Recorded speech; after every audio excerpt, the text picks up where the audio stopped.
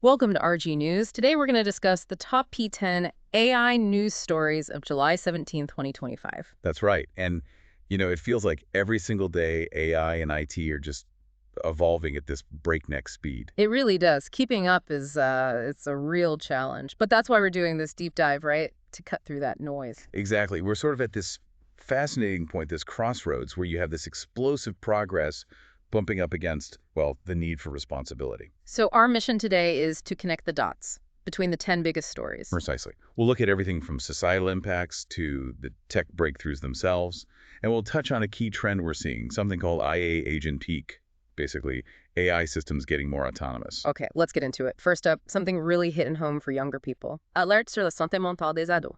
Le rapport choc de Common Sense Media sur les compagnons IA, teens and virtual friends, potentially dangerous. That's the core of it. Common Sense Media put out this really striking report. It found 72% of U.S. teens are using these AI companions. 72%, wow. Yeah. And maybe even more concerning, a third of them actually prefer talking to these AIs about serious stuff over talking to real people. Why is that? Well, the report calls it sycophancy by design. These AIs are essentially programmed to just agree and validate the user, which leads to worries about inappropriate content, manipulation, data privacy, the whole package. Yeah, that sounds deeply problematic for mental health, social development. The report actually recommends banning them for under 18s. It does, calls the risks unacceptable. It really shows how personal AI is getting. Okay, so from that very personal level, let's shift gears to the big strategic moves shaping the industry. Right, which brings us perfectly to our second story. Coup de fond stratégique. OpenAI reports s'indigne son modèle open source pour des risques élevés. OpenAI hitting the brakes. On a big open source model, that sounds like news. It is. Sam Altman announced an indefinite delay for what would have been their first major open source release since GPT-2. Why the delay? They're citing high-risk areas. Things like potential for massive misinformation campaigns, cyber attacks, even the AI showing deceptive behaviors. Altman stressed, once it's out, you can't really take it back. Irreversible. So this pause, it must benefit their rivals, right? Like Meta, Mistral AI. Absolutely. And it throws that whole open versus closed AI debate wide open again. It really underlines the weight of responsibility here. Definitely. And speaking of weight, let's talk about resources. Massive resources. Le Paris à 90 milliards de dollars. La Pennsylvanie, épicentre de l'alliance entre IA et énergie. 90 billion. What's going on there? It's pretty staggering. Pennsylvania is becoming this huge hub. Over $90 billion in private money is pouring in for data centers and the energy needed to run them. From who? Big players. Yeah. Google's putting in $25 billion, Blackstone another $25 billion. It just shows AI's massive thirst for energy is literally reshaping infrastructure. So it's like a strategic partnership forming between big tech and big energy. Exactly. Creates jobs, sure, but it also brings up some serious environmental questions. Fossil fuels, water usage, big concerns. Right.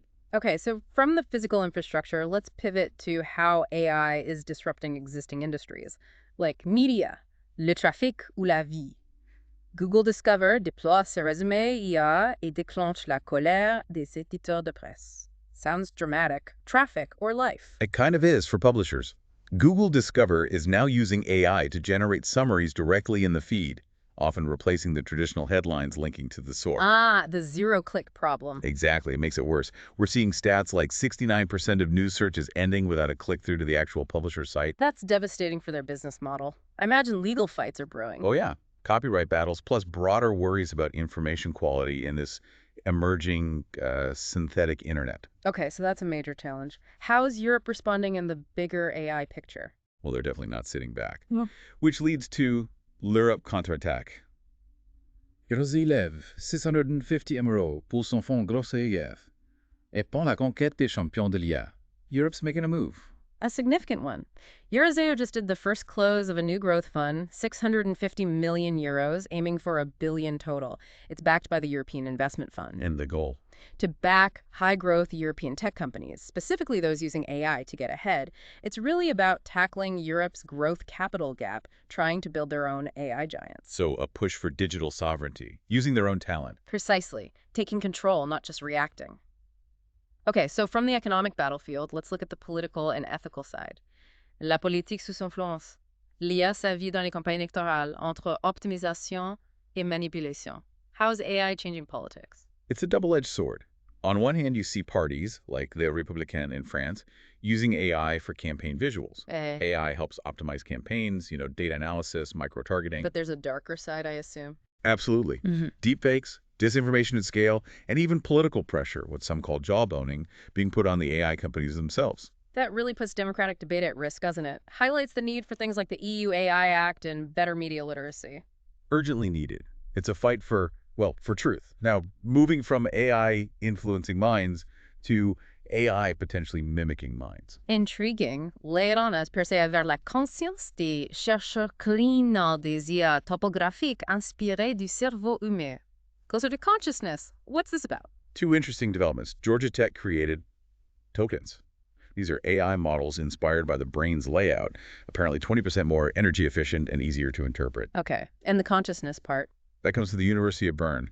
They've proposed a conductor model of consciousness, basically a theory suggesting how consciousness could emerge in AI systems. Wow. So more efficient AI, maybe more reliable AI, and it throws that whole AI consciousness debate back into the spotlight. Neuroscience meets AI. Big time. It's pushing boundaries. And speaking of pushing boundaries, let's look at the creative world. Right. Hollywood's turn. Hollywood réinventait l'ascension des studios de cinéma AI natifs. Bouleverse la production audiovisuelle AI native film studios. Yeah, it's happening fast. An FBRC report says over 65 of these studios have popped up since just 2022. They're using tools like Sora, VO3, Runway, You do what exactly? everything. Transforming workflows from early prototypes and storyboarding right through to visual effects and sound design. The market's projected to hit like $2.6 billion by 2032. So it makes filmmaking more accessible, maybe? Creates new jobs like promptographer? It does, but there's the flip side again. Serious threats to existing jobs and really complex questions around intellectual property. A massive shift. Okay, almost there. From creative uses to widespread business adoption. Le point de bascule est atteint. 2025, l'année de l'adoption massive des agents IA en entreprise. Are AI agents really taking over tasks? It looks like the tipping point is here, or very close. A PwC survey found 79% of companies are adopting these AI agents. And these aren't just chatbots, right? These are more autonomous. Exactly. Systems that can proactively execute complex tasks. And the key thing, 2/3 of the companies using them are already reporting measurable productivity gains. That's huge. It forces a complete rethink of workflows, customer service, HR, software dev. IT architecture needs to change. Big governance challenges too, I bet. For sure. It's fundamentally changing how work gets done. Which brings us to our final story, the ultimate human-machine link. The final frontier. L'esprit de la machine.